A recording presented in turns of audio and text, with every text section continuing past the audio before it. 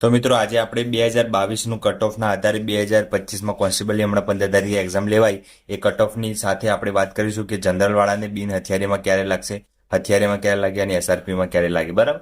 તો 2022ની વાત કરીએ તો 2022માં ટોટલ 100 માર્ક્સનું પેપર હતું અને 25 માર્ક્સ રનિંગના.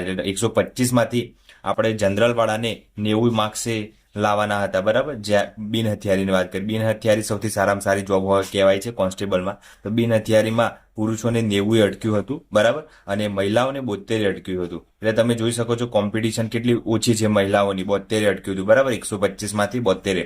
પછી ઈડબ્લ્યુએસ નું જોઈએ તો 84 અને ગર્લ્સનું જોઈએ તો 62 અને એસસીબીસી અને ઓબીસી. બરાબર. એ સેમ જ કેટેગરી છે. બધાને પ્રોબ્લેમ થતો હોય છે કે ઓબીસી વાળાનું નથી કીધું, પણ એસસીબીસી ઓબીસી નું છે. એટલે 86 એ અને મહિલાનું 67 અટક્યું હતું. બરાબર. અને એસસી નું 82 અને મહિલાની એસસી નું 65 અને એસટી નું 72 છોકરાઓનું અને છોકરીનું 60. બરાબર. તો તમે ડિફરન્ટ જોઈ શકો છો જનરલ થી એસટી નું 90 થી 72 નું. બરાબર. તો એવું રીતે આપણે અહીંયા જોઈશું હથિયારીમાં. હથિયારીમાં પછી એક સ્ટેપ એને નીચે જોબ આવે છે. બરાબર. બિન હથિયારી પછી હથિયારી. એમાં પુરુષોનું જનરલનું 86 અટક્યું હતું, તમે જોઈ શકો છો. અને 90 થી સીધું 86 આવી ગયું. એટલે 4 માર્ક્સ ઓછા હશે તો તમે બિન હથિયારીમાંથી હથિયારીમાં આવી જશો. બરાબર. અને મહિલાઓનું તમે જોઈ શકો છો 72 થી સીધું 67 આવી ગયું. બરાબર. આમાં પણ એવું છે, એટલે ઘટી ગયું. તો એવી રીતે આપણે બધાની વાત કરીએ તો બધાનું જો એસટીમાં અહીંયા 71 થઈ ગયું, અહીંયા 72 હતું તો અહીંયા 71 થઈ ગયું, અહીંયા 60 હતું તો 59 થઈ ગયું. પછી એસઆરપીમાં જનરલનું જુઓ છેલ્લે 82 અટક્યું, 86 નું સીધું 82 આવી ગયું. બરાબર. અને એવી રીતના ઈડબ્લ્યુએસ નું 78, એસસીબીસી નું 80, એસસી નું 77 અને એસટી નું 66, 71 થી સીધું 66 આવી ગયું. બરાબર. એટલે તમે જોઈ શકો છો કે 125માંથી 82 માર્ક્સ આવે છે તો પણ તમારી છેલ્લે એસઆરપીમાં જોબ પણ લાગી ગઈ હતી. બરાબર. અને અહીંયા 66 આવ્યા હતા એટલે 66 પણ જોબ લાગી ગઈ હતી એસઆરપીમાં. તો આપણે એ જ રીતે આપણે જોઈએ કે આપણે આ 2025ની એક્ઝામ છે, 2025ની એની વાત કરીએ તો એ 200 માર્ક્સની એક્ઝામ છે. બરાબર. 200 માર્ક્સની એક્ઝામ છે અને પેપરનું લેવલ જોઈને તમે લાગે છે કેવું લાગે છે? કેમ કે ગણિત નથી આવડતું બધાને. એટલે તો આપણે જોઈએ કે ગણિત નથી આવડતું તો બધા શું કરશે? પાર્ટ એ. બરાબર. પાર્ટ એ અને પાર્ટ બી ની વાત કરીએ આપણે તો આપણે ગઈકાલે મેરિટ બનાવ્યું હતું એની જ વાત કરવાના છીએ આપણે આજે. તો પાર્ટ એમાં બધા ક્વોલિફાય થવા માટે 32 લાવવાના છે અને એ 48 લાવવાના છે. ટોટલ 80 માર્ક્સ થવા જોઈએ. બરાબર. જેને 80 માર્ક્સ હશે એ કદાચ છેલ્લે એને પણ જોબ લાગી જાય, નક્કી ના કહેવાય આમાં. પણ આપણે વાત કરીએ તો જનરલ વાળાને બિન હથિયારી, બિન હથિયારીની વાત કરીએ એમાં પુરુષની વાત કરીએ. બરાબર. પહેલા પુરુષની વાત કરીએ તો જનરલમાં કદાચ મારા ખ્યાલથી જોવા જઈએ તો પેપર એટલું બધું હાર્ડ પણ નહોતું અને એટલું બધું આમ સહેલું પણ નહોતું, મીડિયમ હતું એવું સમજી શકીએ.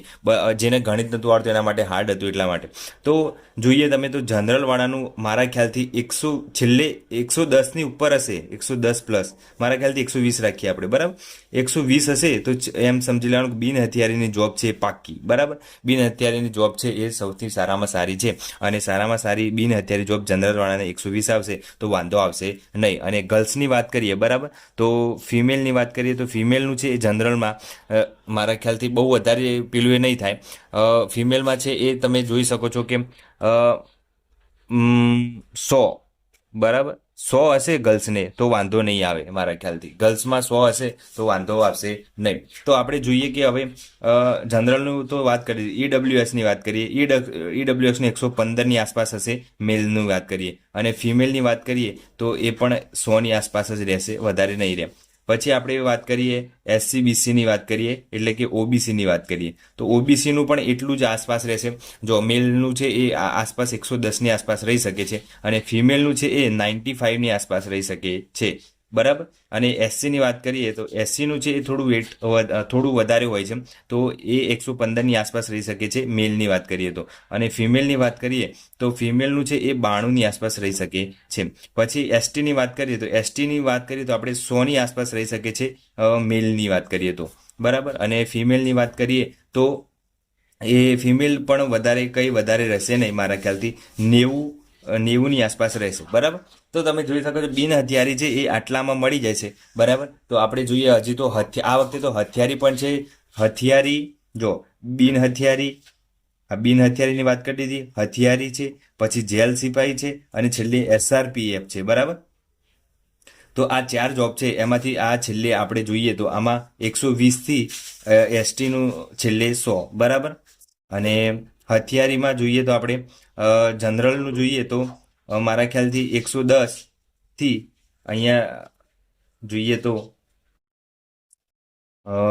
95, બરાબર.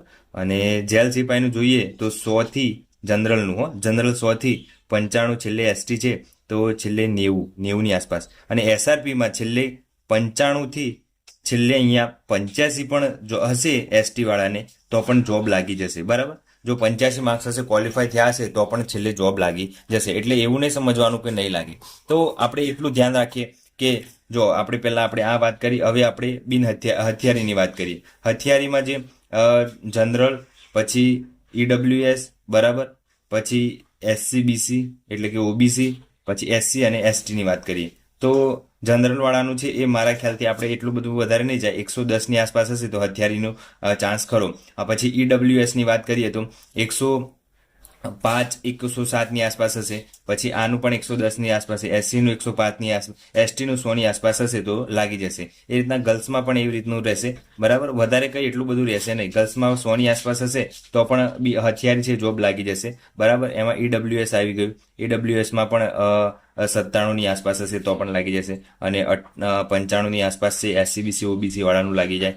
ગર્લ્સની વાત કરીએ છીએ આ સાઈડ, બરાબર.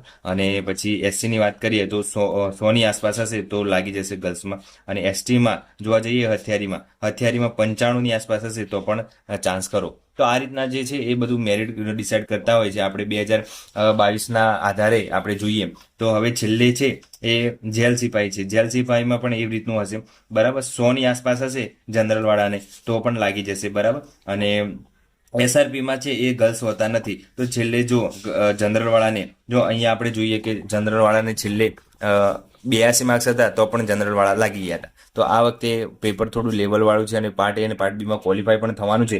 એટલા માટે કદાચ છેલ્લે જનરલ વાળાને 90 હશે, 90 તો પણ છે એ એસઆરપીએફમાં તો લાગી જશે, બરાબર. અને એસસી એસટી વાળા છે એમને તો પણ ચાન્સ ખરો કે 85ની 90ની આસપાસ હશે તો પણ છેલ્લે જોબ પણ લાગી જશે. તમે જોઈ શકો તલાટીનું પેપર હતું, તલાટીનું જે પેપર હતું એમાં છેલ્લે 30 માર્ક્સ વાળા પણ છેલ્લે જોબ લઈ ગયા હતા. એટલે એવું નહીં સમજવાનું કે પેપરનું લેવલ હતું એટલે માર્ક્સ વધારે રહેશે. છેલ્લે 120નો ટાર્ગેટ રાખો ને જેને 120 હશે એ કન્ફર્મ જોબ સમજી લેવાની, તમને મનપસંદ જોબ મળી જશે.